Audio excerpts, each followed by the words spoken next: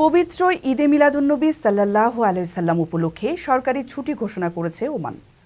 15 September অর্থাৎ আগামী রোববার দেশের সরকারি বেসরকারি সকল প্রতিষ্ঠানে এই ছুটি কার্যকর হবে। এবার ছুটির দিনটি সপ্তাহের প্রথম কর্মদিবসে হওয়ায় শুক্র শনি মিলিয়ে টানা 3 দিনের ছুটি পেতে যাচ্ছেন কর্মীরা। এর আগে চাঁদ দেখা সাপেক্ষে বুধবার থেকে রবিউল আউয়াল মাস গণনা শুরু হয়। বাংলাদেশি প্রবাসীদের জন্য বিশেষ ছাড় দিয়ে নতুন শোরুমের সূচনা করল ওমানের সোর্স এরিয়ার খ্যাতিমান ও বিশ্বস্ত প্রতিষ্ঠান জ্যাক মোবাইল। পাইকারি ও খুচরা মোবাইলের জন্য যোগাযোগ করুন স্ক্রিনে দেওয়া নম্বরে। শেষ নবী ও রাসূল হযরত মুহাম্মদ সাল্লাল্লাহু আলাইহি সাল্লামের জন্ম ও ওফাতের পূর্ণ স্মৃতিময় দিন 12ই রবিউল আউয়াল। সারা বিশ্বের মুসলমানদের কাছে ঈদে মিলাদুন্নবী একটি বিশেষ মর্যাদার দিন। ওমানেও অত্যন্ত মর্যাদা ও ধর্মীয় ভাবগাম্ভীর্যের মধ্য দিয়ে পবিত্র ঈদে মিলাদুন্নবী উদযাপিত হয়।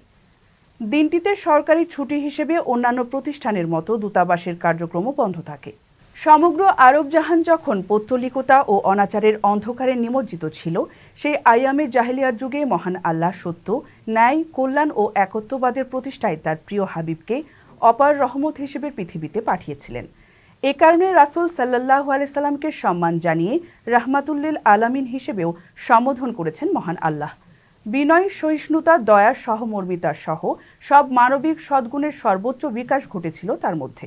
শ্রেষ্ঠ মানবিক গুণাবলীর অধিকারী হিসেবে তিনি ধর্ম, বর্ণ, সম্প্রদায় নির্বিশেষে সর্বকালে সর্বজন স্বীকৃত।